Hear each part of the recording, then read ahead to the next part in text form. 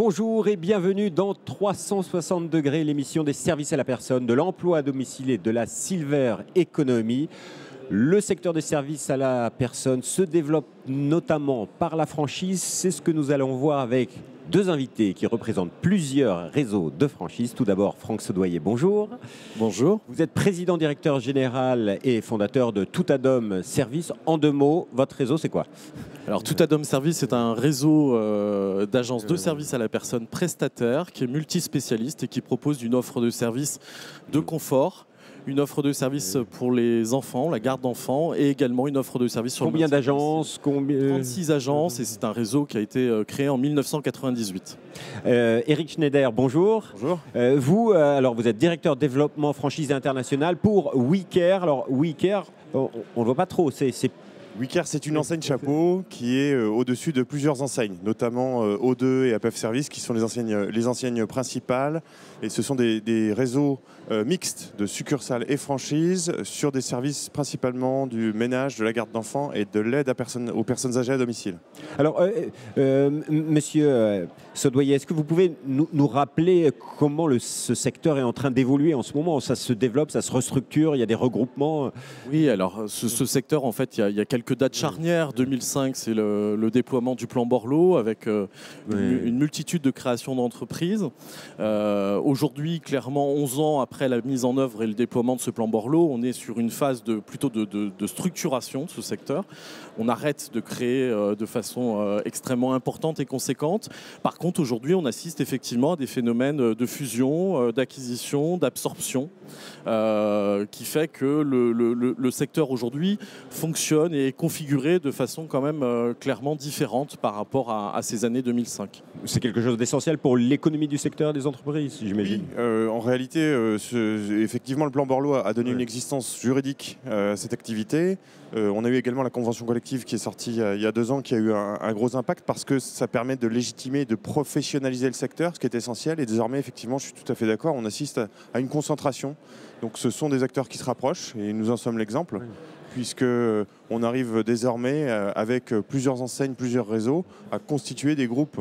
Mais il y a un petit paradoxe. Quand on parle de service à la personne, quand on est client, usager, on pense confiance, on pense qualité de service. Et tout d'un coup, là, on parle de grands regroupements, de grosses boîtes actionnaires. Il peut y avoir la confiance client. Est-ce que la franchise peut la réaliser ? Comment dire ? Faire beaucoup, ça ne veut pas dire faire mal. On peut faire beaucoup et bien. En tout cas, on essaye. L'idée, c'est que en fait, nos clients nous confient ce qu'ils ont de plus précieux. Leur maison, leurs enfants, parfois parents, grands-parents. Donc c'est vraiment quelque chose d'intime, de proche, de fondamental. Donc la notion de confiance, effectivement, elle est au cœur de nos préoccupations. Notre approche dans le groupe WeCare, c'est de faire en sorte de toujours visiter le client avant d'intervenir, toujours faire en sorte de s'adapter à son besoin.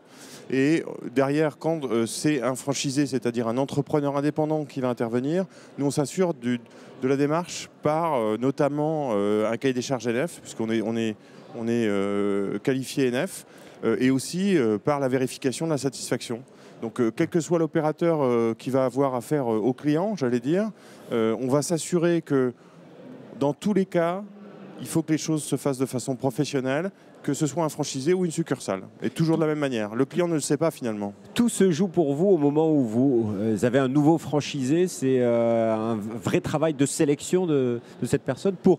Il y a effectivement un travail de sélection au niveau des franchisés. Il y a un travail de sélection au niveau bien évidemment des intervenants que nous missionnons au domicile de nos clients. Moi, je pense que ce que l'on peut retenir quand même, c'est que 11 ans finalement après la mise en œuvre de ce plan Borloo, c'est un secteur d'activité aujourd'hui à part entière dans l'activité économique. C'est 1,1% du PIB français, c'est 24 milliards d'euros de chiffre d'affaires, le secteur des services à la personne. Et c'est aujourd'hui un secteur qui s'est grandement professionnalisé. Alors, vous évoquiez tout à l'heure la question du terme franchise. La franchise, est-ce que finalement quelque chose de grand peut faire peur ? Eh bien, écoutez, je vais juste vous citer ne serait-ce qu'un palmarès qui vient d'être édité par le magazine Capital et qui fait qu'il a été désigné un certain nombre d'enseignes leaders sur le marché des services à la personne en 2017. Quand vous consultez cette liste, et nous sommes d'ailleurs heureux d'en faire partie, on retrouve beaucoup de réseaux de franchise. On ne retrouve pas de structures indépendantes. C'est donc un secteur d'activité qui s'est vraiment professionnalisé. On a grandement travaillé sur cet aspect-là parce que vous avez tout à fait raison. Si on n'arrive pas à créer ce lien, cette relation de confiance avec nos clients, par définition, nous ne pourrons pas rentrer chez eux. Et la confiance, ce n'est pas quelque chose qui se décrète, mais c'est quelque chose qui se construit. Alors, ça se construit par un travail de terrain, j'ai bien entendu, mais c'est également un travail de communication. Tout à fait. Et là, il y a des stratégies différentes, j'imagine, selon les secteurs d'activité. Comment faites-vous, par exemple ? Le principe, c'est d'avoir une cohérence entre la promesse et la marque. C'est-à-dire que si je prends l'exemple d'O2 qui fait partie du groupe, sur la marque O2, on va travailler la construction d'une image de marque qui donne du sens, qui fait sens pour un prospect. Et il faut que ce sens, il le retrouve quand on va le rencontrer. Et donc notre travail au quotidien, c'est de s'assurer que la promesse qu'on va lui faire à travers une marque, à travers de la notoriété, eh bien cette promesse sera tenue non seulement à la première rencontre, mais aussi à chaque fois qu'on intervient. Et c'est là où on exerce un métier difficile parce qu'il se fait par des intervenants, il se fait au domicile. Notre travail aussi, c'est de mesurer la satisfaction en permanence parce que s'il y a une insatisfaction, on doit pouvoir agir et réagir et on va le faire en permanence. Et c'est ça qui va faire que la confiance va se construire au fur et à mesure. Alors chez Tout Adam Service, on a plutôt misé sur une autre carte, j'ai envie de dire, c'est celle de la proximité. Nous avons systématiquement une stratégie d'implantation avec une visibilité d'agence, d'enseigne sur le territoire. Il ne faut pas oublier que l'ancêtre des services à la personne, c'était les services de proximité. Oui. Et on est vraiment dans cette notion à la fois de service et d'emploi de proximité. C'est donc de la proximité physique avec une implantation sur le territoire. Et puis également, ne serait-ce que par le téléphone. On a choisi par exemple concrètement de ne pas avoir un numéro national où vous tombez sur quelqu'un qui ne vous connaît pas, mais on est vraiment sur une personnalisation du service rendu avec un cahier des charges qui est défini en amont, une intervenante qui est toujours la même, qui est mise à disposition de façon régulière auprès de nos clients, et puis un suivi extrêmement personnalisé réalisé par l'ensemble de nos responsables d'agence et de responsables de secteur. Mais par exemple, vous avez 36 agences, vous ne couvrez pas l'intégralité du territoire français aujourd'hui. C'est un objectif pour... Pas forcément. Sur la confiance de tous les Français dans Tout Adam, d'être présent partout. Mais l'essentiel en tous les cas, c'est d'acquérir la confiance des gens qui sont sur les zones où nous nous situons. Vous vouliez rajouter quelque chose ? Oui, tout à fait. Mais je suis tout à fait d'accord avec cette notion de proximité. Je partage complètement le fait que quand on intervient au domicile, c'est fondamental pour le client de savoir qu'on peut intervenir et qu'on est à proximité directe. Dans notre cas, même avec plus de 300 agences, on ne couvre pas encore la totalité du territoire français, donc on a encore beaucoup à faire. Il y a plus de 300 zones disponibles sur chaque enseigne.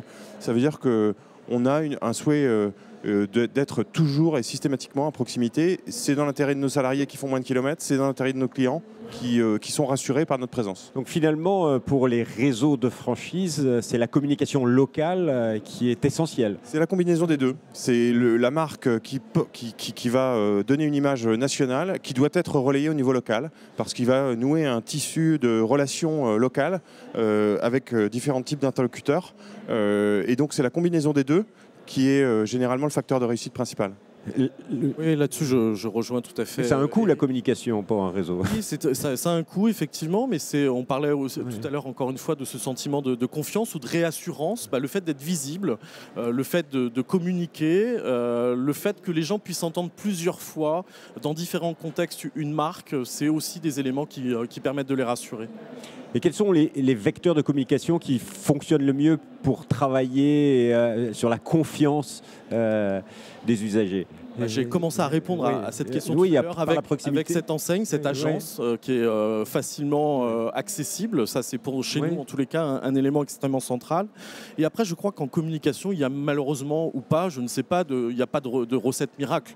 C'est un mixte finalement de vecteurs que nous allons mobiliser à la fois localement sur la zone de chalandise via une communication print, mais on ne peut pas aussi ignorer aujourd'hui l'importance et l'existence d'Internet et de la visibilité sur Internet, justement pour faire en sorte d'amener des clients potentiels demain dans nos agences.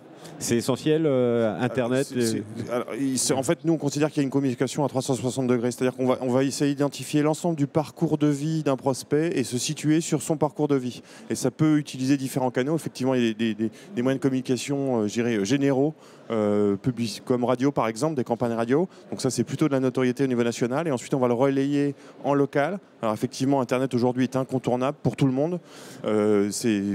Notre métier n'est pas spécifique là-dessus. Je pense que c'est tous les acteurs dans tous les pans de l'économie. Et puis, il y a effectivement cette présence locale. Donc c'est la combinaison de l'ensemble de ces éléments qui va finalement donner une conscience aux prospects, aux clients, qu'on est présent à proximité. Les têtes de réseau, vous aidez et vous formez donc à cette communication. Les franchisés, c'est un long travail parce que réseaux sociaux, print, communication nationale, toutes ces nuances, c'est énorme. C'est tout l'intérêt de faire partie d'un groupe important qui a des moyens, des structures et des expertises parce que justement, il y a beaucoup de choses qu'on va prendre en charge pour eux. Et ils auront toujours une liberté. C'est-à-dire que la communication nationale, c'est notre rôle, donc on va prendre ça en charge. Pour autant, ils vont avoir chacun un site internet local qui va pouvoir animer. Donc il y a une combinaison des deux. Et de la même manière, on va les former, effectivement, on va construire des supports de communication et on va les former pour pouvoir les diffuser avec le bon discours auprès des bonnes cibles. Vous formez des managers et aussi des communicants alors? Oui, mais enfin voilà, un franchisé ne peut pas maîtriser justement l'ensemble des domaines dans lesquels il doit être performant aujourd'hui pour piloter une entreprise de façon efficace. On ne peut pas lui demander d'être expert en communication, expert en gestion, expert en management, expert en marketing, etc. Et c'est donc effectivement pour eux tout l'intérêt de faire partie d'un réseau où là vous avez des services, des gens qui sont positionnés et qui font ce travail-là pour eux. Donc la communication, quand on fait partie d'un réseau de franchise, c'est, je dirais, une question qui est grandement simplifiée puisque vous avez des têtes pensantes au niveau des têtes de réseau qui gèrent ce travail et finalement localement les gens n'ont plus qu'à utiliser l'ensemble des outils qui sont mis à leur disposition.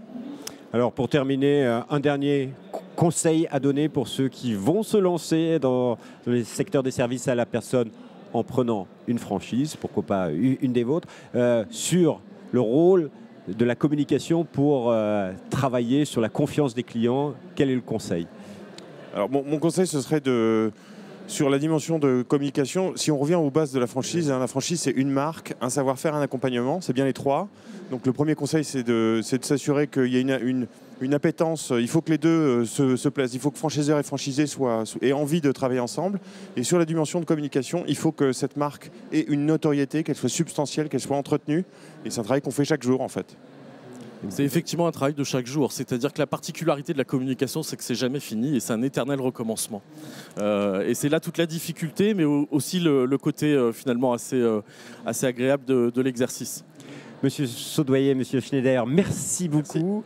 Merci. Quant à nous, on se retrouve bientôt pour une nouvelle émission 360 degrés que vous pouvez retrouver bien sûr sur la chaîne YouTube du Salon Service à la Personne TV et bien sûr sur www.demain.fr. Au revoir.